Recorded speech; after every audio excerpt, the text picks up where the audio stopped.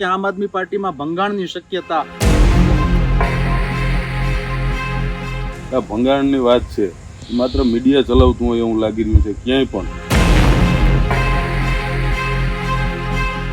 કેવું ગણિત આપ્યું છે કે 2027માં આમ આદમી પાર્ટી વિધાનસભામાં કેટલી સીટો જીતે, એવો કોઈ અંદાજ બાંધ્યો છે? જ્યારે લોકો મન બનાવી લે ત્યારે તમામ ચાણક્યોના ગણિતો ઊંધા પડતા હોય છે. આપણે જોયું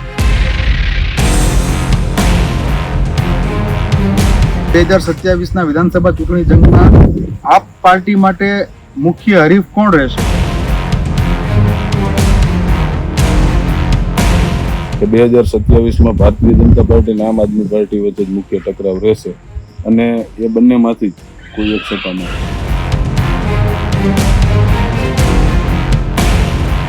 આ કદાચ ભારતીય જનતા પાર્ટી કોઈ સીટમાં ચૂંટાણી હોય, જેમ કે મોરબીનો વિવાદ થયો, તો મોરબીના લોકો કહેવા માંડ્યા કે ભાઈ રોડ રસ્તાઓ બનાવો, નહીતર વિસાવદર વારી કરવી. રાજુ કરપડા અને ઈસુદાન ગઢવીએ એવું કહ્યું હતું કે ઉમેશભાઈ વિશે ઘણી વખત ફરિયાદો મળતી હતી. તો આટલી બધી ફરિયાદો મળતી હતી તો કેમ કોઈ પગલાં ન લીધા? ગુજરાતમાં વિધાનસભાની 2 બેઠકોની પેટા ચૂંટણી પછી ગુજરાત જાણે કે રાજકીય પ્રયોગશાળા બની ગયું હોય તેમ દરરોજ માટે રાજકારણને લગતા નિત નવા સમાચાર સામે આવી રહ્યા છે. ખાસ કરીને તાજેતરમાં આમ આદમી પાર્ટીના રાષ્ટ્રીય સંયોજક અરવિંદ કેજરીવાલે હિંમતનગર અને મોડાસાના ખેડૂતોને અનુલક્ષીને મહાપંચાયતનું આયોજન કર્યું. બીજી તરફ ગોપાલ ઇટાલિયાએ વિસાવદર પેટા ચૂંટણીમાં ધારાસભ્ય તરીકે જીત હાંસલ કરીને ગુજરાતના જાણીતા ચહેરાઓમાં સ્થાન મેળવ્યું. આ સાથે જ ડેડિયાપાડાના ધારાસભ્ય ચૈતરભાઈ વસાવા ઉપર પોલીસ કેસ થયો અને તેઓ હાલ પોલીસમાં જેલ હેઠળ છે. આ બધા જ મુદ્દાઓને લઈને, સારા નરસા દરેક મુદ્દાઓને લઈને ક્યાંક ને ક્યાંક કોંગ્રેસ કરતા અને ભારતીય જનતા પાર્ટી કરતા પણ વધારે ચર્ચા આમ આદમી પાર્ટીની થઈ રહી છે. ત્યારે આપણી સાથે આમ આદમી પાર્ટીને લઈને ધારાસભ્ય જામજોધપુરના ધારાસભ્ય હેમંતભાઈ ખવા આપણી સાથે જોડાયા છે. વિવિધ મુદ્દે એમના વિચારો જાણીશું. હેમંતભાઈ, આપનું સ્વરાજમાં સ્વાગત છે. હેમંતભાઈ, સૌથી પહેલો સવાલ છે કે આમ આદમી પાર્ટીમાં ભંગાણની શક્યતા એવું રાજકીય સૂત્રોમાં જાણવા મળે છે, શું કહેશો? 2022ની ચૂંટણી પછી પાર્ટીમાં ખૂબ નિરાશાઓ હતી, ત્યારે પણ આમ આદમી પાર્ટીમાં ભંગાણ નથી થયું. વિસાવદરની જીત પછી તો આમ આદમી પાર્ટીમાં એક નવી ઉર્જાનો સંચાર થયો છે. આ ભંગાણની વાત છે, માત્ર મીડિયા ચલાવતું હોય એવું લાગી રહ્યું છે. ક્યાંય પણ અત્યારે તમે જોઈ શકો છો, હજારોની સંખ્યામાં દરરોજે દરરોજ અલગ અલગ જિલ્લાઓમાંથી, તાલુકાઓમાંથી, ગામથી કાર્યકર્તાઓ આમ આદમી પાર્ટીની વિચારધારા તરફ વળી રહ્યા છે. ત્યારે આ ભંગાણની વાત છે એ કોઈ કાળે ગળે ઉતરે એવી છે. યુપી એક એવું રાજ્ય છે કે એવું કહેવામાં આવે છે કે જ્યારે કોઈ પણ પાર્ટીને કેન્દ્રમાં સત્તા બનાવવી હોય તો એનો રસ્તો વાયા યુપી છે. યુપી અને બિહાર જેવા મોટા રાજ્યો છોડીને આમ આદમી પાર્ટીના રાષ્ટ્રીય નેતાઓ ગુજરાતમાં વારંવાર આવે છે. શું કારણ લાગે છે? યુપીમાં અને બિહારમાં પણ આમ આદમી પાર્ટીનું સંગઠન છે. ગુજરાતમાં વહેલી તકે ત્યારબાદ આમ આદમી પાર્ટીનું નિર્માણ થયું ત્યારથી જ આમ આદમી પાર્ટી ગુજરાતમાં હતી. એટલે છેલ્લા 10 વર્ષથી આમ આદમી પાર્ટી ગુજરાતની ધરતી ઉપર કામ કરે છે. એટલે સ્વાભાવિકપણે યુપી અને બિહાર કરતાં એ સંગઠન થોડું વધુ મજબૂત છે. જેના કારણે યુપી અને બિહાર કરતાં વધારે અમારું રાષ્ટ્રીય નેતૃત્વ પણ ગુજરાતમાં વધારે સમય આપી રહ્યું છે અને પાર્ટી અહીં વધુ મજબૂત થાય એ દિશામાં અમે સૌ સાથે મળીને કામ કરી રહ્યા છીએ. જ્યારે 2022ની ચૂંટણીના પરિણામો આવ્યા, આમ આદમી પાર્ટીએ 5 બેઠકો મેળવી, ત્યારે એવું કહેવામાં આવતું હતું કે 5 પાંડવો ભારી પડશે. પરંતુ અચાનક જ વિસાવદર પેટા ચૂંટણીના પરિણામો આવ્યા, ગોપાલ ઇટાલિયા જીતી ગયા. પછી શું થયું કંઈ ખબર ના પડી કે ઉમેશ મકવાણા, બોટાદના ધારાસભ્ય છે, એમણે પાર્ટી છોડી દીધી અને પાર્ટી ઉપર અનેક આરોપો મૂક્યા કે પાર્ટી જાતિવાદી રાજકારણ કરે છે. વિસાવદરમાં આમ આદમી પાર્ટીનું આખું સંગઠન હતું, જ્યારે કડીમાં ઉમેદવાર એકલો હતો, એટલે એમણે પાર્ટી ઉપર જાતિવાદી માનસિકતાનો આરોપ લગાવ્યો. શું કહેશો? કડીની ચૂંટણીની અને ઉમેશભાઈના રાજીનામાને, વિસાવદરની ચૂંટણીને તમે ઉમેશભાઈને પાર્ટીમાંથી જે બરતરફ કરવામાં આવ્યા છે, કારણ કે ઉમેશભાઈ એમના હોદ્દાઓ ઉપરથી રાજીનામું આપ્યું હતું, પાર્ટીની મેમ્બરશીપથી રાજીનામું નહોતું આપ્યું, એ પણ એણે ચોખવટ કરી હતી. પરંતુ ક્યાંક ને ક્યાંક એમની વ્યક્તિગત મહત્વાકાંક્ષાઓ હોય કે જે પણ બાબત રહી હોય દિલ્હી હાઈકમાન્ડ જાણે અને ઉમેશભાઈ જાણે, પરંતુ ઉમેશભાઈને હાઈકમાન્ડ દ્વારા બરતરફ કરવામાં આવ્યા હતા. વાત રહી કડીની, તો કડીમાં ઉમેશભાઈ મકવાણાને ત્યાં જવાબદારીઓ સોંપવામાં આવી હતી અને કડીના ઇન્ચાર્જ ઉમેશભાઈ મકવાણા હતા. સ્વાભાવિકપણે પાર્ટીમાં અત્યારે અમે જ્યારે પેટા ચૂંટણી આવી ત્યારે અમે 4 જ ધારાસભ્યો હોય તો ઉમેશભાઈની જવાબદારી હતી કડીમાં સંગઠન ઊભું કરવાની, કડીના ઉમેદવારને લડાવવાની. ક્યાંય એમની નિષ્ક્રિયતાઓ રહી હશે કે અન્ય કોઈ વાત હોય, હું ચોક્કસ એ વાત જાણતો નથી, પરંતુ કડીની જવાબદારી ઉમેશભાઈની પાર્ટીએ સોંપી હતી અને રિઝલ્ટ બાદ ઉમેશભાઈએ પાર્ટીના હોદ્દાઓ ઉપરથી રાજીનામું આપ્યું હતું, એમને દંડક બનાવ્યા હતા એના ઉપરથી રાજીનામું આપ્યું હતું. પરંતુ આમ આદમી પાર્ટીએ ક્યાંય એનામાં જે ભૂલો રહી હોય એને લઈ અને પાર્ટીના તમામ હોદ્દાઓમાંથી અને પાર્ટીમાંથી 5 વર્ષ માટે એમને સસ્પેન્ડ કર્યા. રાજુ કરપડા અને ઈસુદાન ગઢવીએ એવું કહ્યું હતું કે ઉમેશભાઈ વિશે ઘણી વખત ફરિયાદો મળતી હતી. તો આટલી બધી ફરિયાદો મળતી હતી તો કેમ કોઈ પગલાં ન લીધા? અને પછી પાર્ટી પરિણામ પછી એમણે જે કંઈ પત્રકાર પરિષદ કરી એ પછી તાત્કાલિક એમને હોદ્દાઓ પરથી બરતરફ કર્યા. ફરિયાદો મળતી હોય એનો મતલબ દર વખતે ફરિયાદ સાચી છે કે નહીં એ પણ ચકાસવાનું હોય. દરેક ફરિયાદ ઉપરથી માત્ર એમને બરતરફ કરવાનું એ જ એક રસ્તો ના હોઈ શકે. કોઈ પણ વ્યક્તિ હોય એને સુધરવાની પાર્ટી છે કે જનતા એમને સુધરવાની તકો આપતી હોય છે, પણ વારંવાર એકની એક વાત રિપીટ થતી હોય ત્યારબાદ પગલાં લેવાતા હોય છે. ચોક્કસ એમના શું કારણો રહ્યા એના વિશે હું આપને ચોક્કસ ના કહી શકું, પરંતુ આવા કોઈ કારણો રહ્યા છે એવું મારું પ્રિડિક્શન છે. આપે વિસાવદર વિધાનસભા પેટા ચૂંટણીના પ્રચાર વખતે એવું કીધું હતું કે જ્યારે કોઈ ખેડૂત કોઈ પાક વાવે ત્યારે એ બધો જ વર્તારો કરીને પછી આગળ વધે છે. એટલે મારે વિસાવદરની જનતાને એવું કહેવું છે કે તમે પણ રાજકીય વર્તારો કરી અને 2.5 વર્ષ માટે પાકે પાયે ધારાસભ્ય એવો વ્યક્તિને ચૂંટજો જે તમને કામ લાગે. આપને પણ 2.5 વર્ષ થઈ ગયા છે. આપના મત વિસ્તારમાં આપે અહીંયા કેવા કેવા કામો કર્યા છે અને તમને હજી શું લાગે છે કે હજી મારે આ કરવું છે? છેલ્લા 2.5 વર્ષમાં અમારા જામજોધપુર તાલુકામાં ઘણા બધા પ્રશ્નો હતા. એ પૈકીના મુખ્ય પ્રશ્નો જે મને પ્રશ્નોમાં સફળતાઓ મળી છે એની વાત કરું તો મને આનંદ છે કે આઝાદીના 75 વર્ષ પછી પ્રથમ વખત અને જામનગર જિલ્લાની પ્રથમ એવી સબ ડિસ્ટ્રિક્ટ હોસ્પિટલ અપાવવામાં જામજોધપુરમાં અમને સફળતા મળી.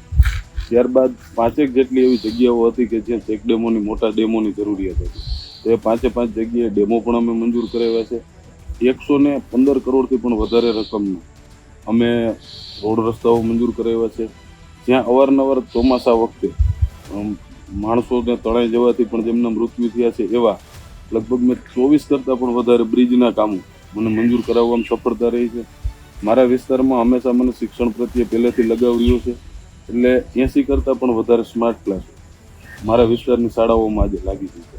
એટલે આમ અનેકવિધ પ્રજાના જે પ્રશ્નો હોય એ પ્રશ્નોમાં અમે સફળતાઓ મેળવી છે. અને વિરોધ પક્ષમાં હોવા છતાં પણ એક કહેવત છે કે મન હોય તો માળવે જવાય, એમ અમે અમારા વિસ્તારના જે પ્રશ્નો હતા અને ધારાસભ્ય બન્યા પહેલાં કદાચ આપને ખ્યાલ ના હોય તો આપના માધ્યમથી આપના દર્શક મિત્રોને પણ જણાવી દો કે મેં ઇન્ડિવિજ્યુઅલ એક ધારાસભ્ય ધારે તો શું કામ કરી શકે અને એ કામોનો મેં એક મેનિફેસ્ટો બનાવી અને મારા વિસ્તારના દરેક ઘરે ઘરે પહોંચાડ્યો. આજ 2.5 વર્ષ બાદ એ મેનિફેસ્ટો પણ લોકો પાસે હશે અને એમાંથી લગભગ 70% કામો કરાવવામાં અમે સફળ રહ્યા છીએ. વાત રહી બાકીના 2.5 વર્ષની, હજી અમારા વિસ્તાર માટે અહીં પાણીની ખૂબ સમસ્યા છે. એટલે આવનારા સમયની અંદર અમે આ વિસ્તારમાં રોજગારી લઈ આવવા માટે શું કરી શકીએ?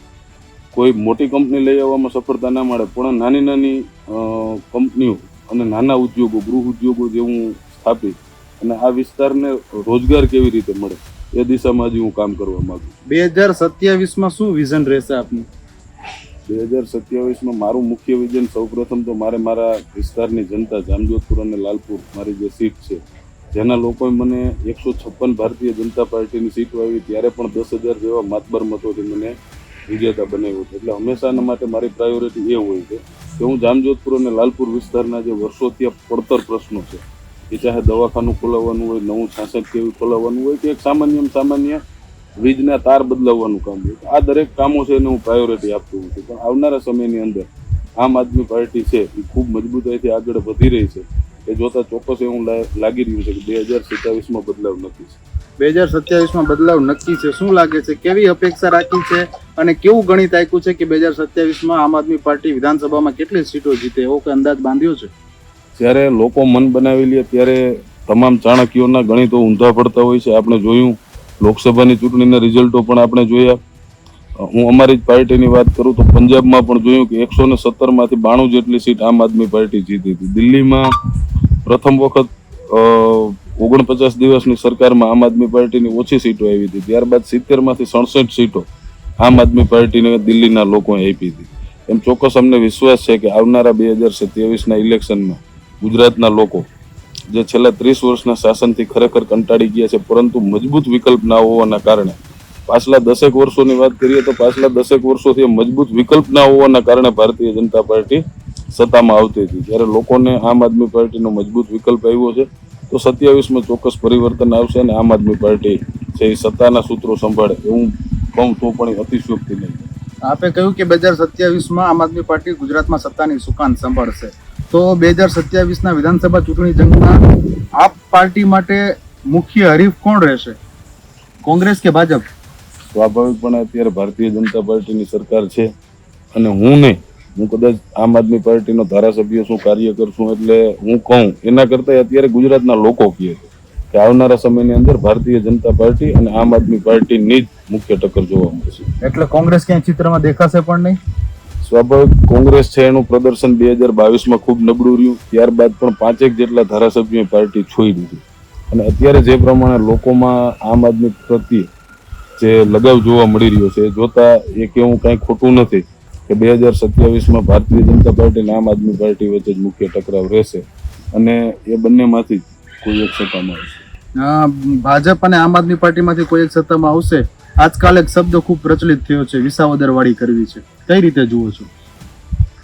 વિસાવદરની જનતાએ 3 ગણા વધુ મતોથી ગોપાલભાઈ ઇટાલિયન વિજેતા બનાવ્યો. સમગ્ર આમ આદમી પાર્ટીની ટીમ ત્યાં લાગેલી હતી અને લોકોએ ખૂબ પ્રેમ આપ્યો.